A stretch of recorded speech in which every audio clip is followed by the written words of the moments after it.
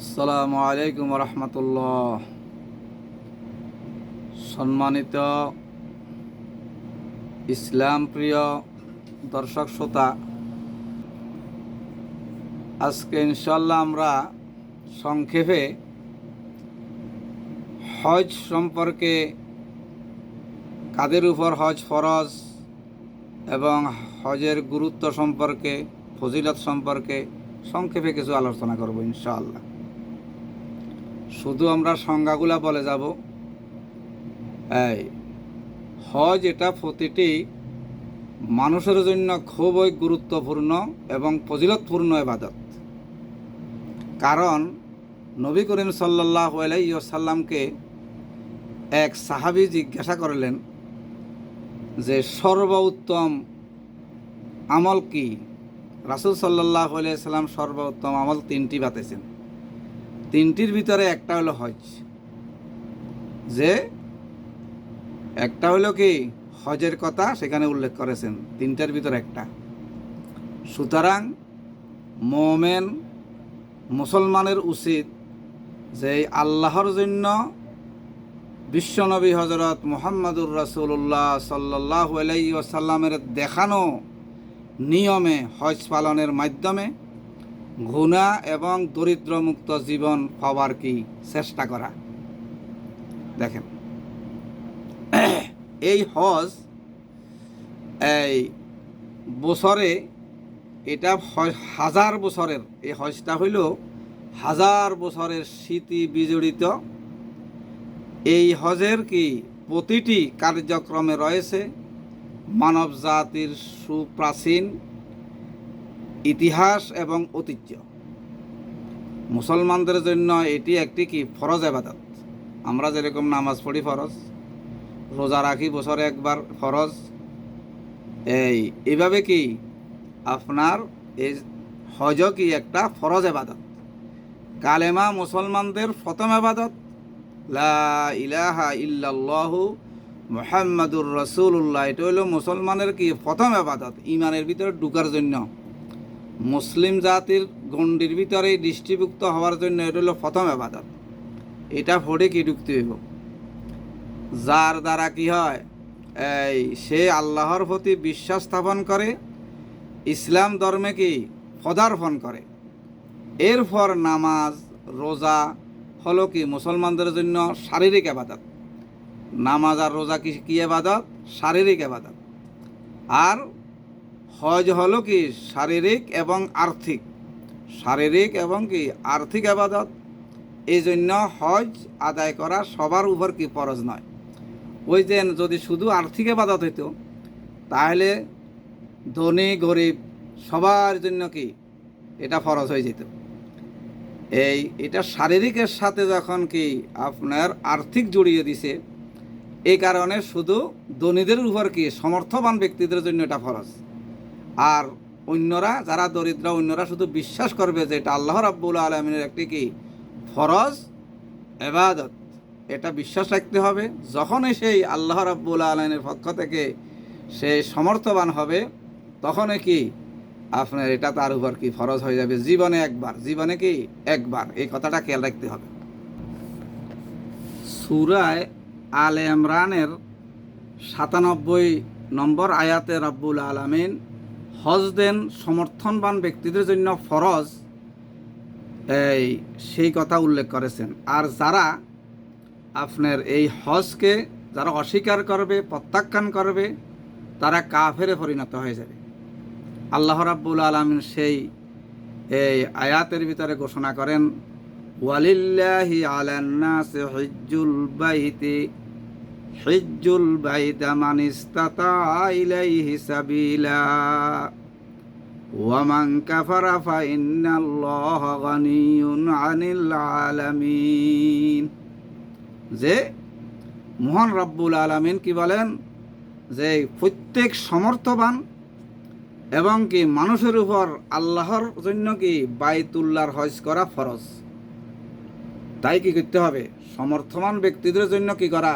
হজ করা ফরজ। এই জন্য আপনার যারা হজ করবে, হজ কবুল হবার জন্য তিনটি শর্ত। এক নম্বরে নিয়ত সহি করা, 2 নম্বরে নির্দিষ্ট সময়ে অর্থাৎ হজের মাসে কি করা, হজ সম্পাদন করা। অন্য সময় হজ করলে কি আপনার হবে না, হজের নির্ধারিত সময়ের ভিতর কী করতে হবে, হজ করতে হবে। আর 3 নম্বরে নির্দিষ্ট কার্যাবলীর মাধ্যমে অর্থাৎ কি রাসূলুল্লাহ সাল্লাল্লাহু আলাইহি ওয়াসাল্লামের দেখানো পদ্ধতি অনুযায়ী কী করতে হবে, হজ সম্পাদন করতে হবে। নিজের মন মতো যদি আপনি কি করেন, এই হজের বিধানগুলো আদায় করেন, হবে না। রাসূলের কি দেখানো নিয়ম অনুযায়ী আপনার কাজ করতে হবে। এই 3 কাজের মধ্যে যদি কোনো একটি কাজ যদি কি হয়, ছুটি যায়, তাহলে কি হবে না, তার এই হজ কি হবে না, সম্পাদন হবে না। আমি যেন সর্বপ্রথম বলেছিলাম যে এক সাহাবী রাসূলুল্লাহ সাল্লাল্লাহু আলাইহি ওয়াসাল্লামকে উত্তম আমল সম্পর্কে যে বলা হয়েছিল, প্রশ্ন করার পরে রাসূল সাল্লাল্লাহু আলাইহি ওয়াসাল্লাম 3টা ইবাদতের কথা কি সবচেয়ে বেশি কি করেছেন, আপনার বর্ণনা করেছেন। তাদের ভিতরে একটা হলো হজ কি করা, সেটার ভিতরে কি যে ব্যক্তি হজ অথবা কি উমরার উদ্দেশ্যে আল্লাহর রাস্তায় কি করে বের হয়, অথবা জিহাদের উদ্দেশ্যে কোনো ব্যক্তি যদি বের হয়, তারপর যদি সেই পথে যদি সে মারা যায়, তাহলে সেই এই আপনার জিহাদে বাইরে হলে সে জিহাদ না করিও গাজী হিসাবে তার কি আমল নামা লেখা হয়ে যাব। সে হজ না করিও কি হতে কিন্তু মারা গেছে, কিন্তু তার হাজি হিসাবে তার আমল নামা লেখা হয়ে যাব। সুবহানাল্লাহি ওয়া বিহামদিহি। এটা মেশকাত শরীফের আপনার 2424 নম্বর কি হাদিস। হযরত আবু হুরায়রা রাদিয়াল্লাহু তাআলা আনহু থেকে একটি হাদিস বর্ণিত যে নবী করিম সাল্লাল্লাহু আলাইহি ওয়াসাল্লাম ফরমান যে হযরত আবু হুরায়রা রাদিয়াল্লাহু তাআলা আনহু বলতেছেন, আমি রাসূল সাল্লাল্লাহু আলাইহি ওয়াসাল্লাম থেকে বলতে শুনেছি যে রাসূল বলেছেন, কি বলেছেন, যে ব্যক্তি আল্লাহর জন্য কি করবে, হজ করবে, একমাত্র আল্লাহর জন্য, এই হজে যাবার পরে আপনার স্ত্রী সহবাস, যাবতীয় অশ্লীল কাজ এবং গালমন্দ থেকে যে ব্যক্তি কি থাকবে, বিরত থাকবে, সে ওই দিনের মতো আপনার নিষ্পাপ হয়ে যাবে যেই দিন তার মা তাকে কি জন্ম দিয়েছিলেন। সুবহানাল্লাহি ওয়া বিহামদিহি। বুখারী, মুসলিম, মেশকাত এই হাদিসটি কি সেখানে কি বর্ণনা আছে।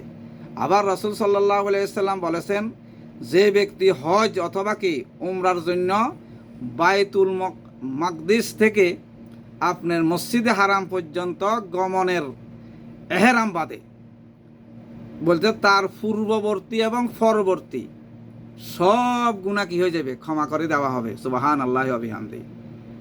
তার জন্য কি, অর্থাৎ তার জন্য জান্নাত অবধারিত করা হবে। এটা আবু দাউদ শরীফের হাদিস। হযরত আব্দুল্লাহ ইবনে মাসউদ রাদিয়াল্লাহু তাআলা আনহু থেকে একটি হাদিস বর্ণিত, তিনি বলেন যে রাসূলুল্লাহ সাল্লাল্লাহু আলাইহি ওয়াসাল্লাম বলেছেন, তোমরা হজ এবং উমরা ফর একাত্রে কি করো, আদায় করো। কেননা এই হজ এবং উমরা দরিদ্রতা এবং গুনাহ কি করে, দূর করে দেয়। কিরকম দূর করে, লোহা এবং সোনার উপর ময়লা যেমনভাবে কি হাফরের আগুনে দূর হয়ে যায়, তেমনি কি বন্দার আপনার গুনাহগুলা কি এরকমভাবে কি গুনাহ এবং দরিদ্র এরকমভাবে কি হয়ে যায়, দূর হয়ে যায়। সুবহানাল্লাহ। তার যে ব্যক্তির হজ কবুল হবে, সে মৃত্যু পর্যন্ত আর দরিদ্রতা কি জিনিস সেটা তার কি সে আর চোখে দেখবে না। এটা হলো দুনিয়াবি ফায়দা। আর আখিরাতের ফায়দা, তার সমস্ত গুনাহমুক্ত সেই ঈমান নিয়ে কি দুনিয়া থেকে যেতে পারবে। সুবহানাল্লাহি ওয়া বিহামদিহি। এই জন্য এই কবুল হজের প্রতিদান হলো আল্লাহর দরবারে যদি হজটা যদি কি গ্রহণযোগ্য হয়ে যায়, কবুল হয়ে যায়, তাহলে তার জন্য প্রতিদান জান্নাত ছাড়া আর কিছুই নাই। এটা তিরমিজি শরীফের 810 নম্বর হাদিস। হাদিসগুলো আমি তেলাওয়াত করছি না, কারণ সময় বেশি হয়ে যাবে, এই জন্য শুধু সারাংশ কথাটি বলতেছি। হযরত আবু হুরায়রা রাদিয়াল্লাহু তাআলা আনহু থেকে আরেকটি হাদিস বর্ণিত, তিনি বলেন যে রাসূল সাল্লাল্লাহু আলাইহি ওয়াসাল্লাম বলেছেন, হজ যাত্রীরা হজ যাত্রীরা এবং উমরা যাত্রীরা আল্লাহর প্রতিনিধি, এটা দল, আল্লাহর প্রতিনিধি দলেরা। বলতেছে দেন তারা তার কাছে দোয়া করলে তিনি কি করেন, তাদের দোয়া কবুল করেন এবং তার কাছে মাপ চাইলে তিনি তাদের ক্ষমা করে দেন। ইবনে মাজা 2892 নম্বর কি হাদিস মনে রাখতে হবে। তাহলে আমরা এই কথা মনে রাখতে হবে যে হজ প্রতিটি মানুষের জন্য খুবই কি গুরুত্বপূর্ণ এবং কি ফজিলতপূর্ণ ইবাদত। কারণ নবী করিম সাল্লাল্লাহু আলাইহি ওয়াসাল্লামকে এক সাহাবীর জিজ্ঞাসাবাদে আমি প্রথমে বলেছিলাম যে তিনটি বিশেষ কাজের মধ্যে কি হজের কথাটা কি তিনি বলেছেন। এখন হজ কাদের উপর ফরজ হবে এটার শর্তাবলী সম্পর্কে আমরা একটু আলোচনা করব। হজ কারো উপর হজ ফরজ হবার জন্য ইসলামী শরীয়তে কয়েকটি শর্ত কি আরোপ করা হয়েছে।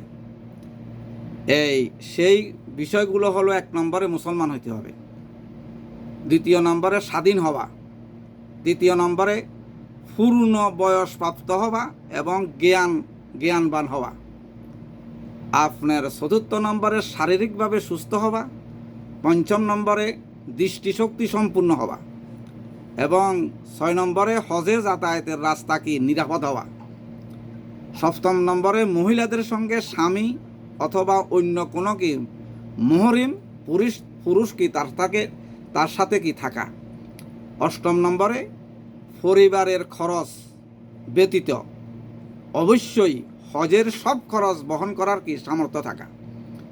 এই বিষয়গুলো, এই শর্তগুলো কারো মধ্যে যদি কি থাকা সত্ত্বেও যদি কেউ যদি কি গড়িমসি করে যদি কি হজ যদি আদায় যদি না করে, তাহলে মৃত্যুবরণ এই না করে যদি মৃত্যুবরণ করে তাহলে তার কঠিন শাস্তির ব্যাপারে রাসূলুল্লাহ সাল্লাল্লাহু আলাইহি ওয়াসাল্লাম বলেছেন, যেই ব্যক্তি এতটুকু আপনার সমর্থ এবং বাহনের মালিক হয়েছে যা তাকে আল্লাহর ঘর পর্যন্ত পৌঁছে দিবে, অথচ সে হজ আদায় না করে সেই কী করল, মৃত্যুবরণ করল, বলতে সেই ইয়াহুদি অথবা খ্রিস্টান হয়ে মৃত্যুবরণ করুক, তাতে কিছু আমার কি আসে যায় না। তিরমিজি শরীফের 812 নম্বর হাদিস। তাহলে দেখা যাচ্ছে দেন আল্লাহর রসুলের বাণী অনুযায়ী সমর্থ থাকা সত্ত্বেও যে ব্যক্তি কী করল, আপনার হজ করল না, অবহেলা করি, তাহলে সেই ইয়াহুদি অথবা খ্রিস্টান হয়ে মৃত্যুবরণ করুক, তাতে কি রাসূলের কিছু কি আসে যায় না। তিরমিজি শরীফের 812 নম্বর হাদিস ঘোষণা। আর আল্লাহ পাকের তো মনে করেন এই সূরা আলে ইমরানের 97 নম্বর আয়াতটি আমি যে তেলাওয়াত করেছি, সেখানে তো আল্লাহ রাব্বুল আলামিন সরাসরি বলেছেন যাদের উপর কি সমর্থন আছে সেই যেন কি হজ করে, যেন প্রত্যাখ্যান না করে। এই জন্য আল্লাহ যেন আমাদের জীবনে অন্তত একবার হলেও তার ঘর জিয়ারত করার তৌফিক দান করেন এবং সবাইকে হজের গুরুত্ব এবং তাৎপর্য অনুধাবন করে সে যথাসময় হজ পালন করার তৌফিক যেন দান করেন, সেই তৌফিক কামনা করে আজকের সংক্ষিপ্ত বক্তব্য এখানে শেষ করেছি। ওয়ামা আলাইনা ইল্লাল বালাগ। আসসালামু আলাইকুম ওয়া রাহমাতুল্লাহি ওয়া বারাকাতুহু।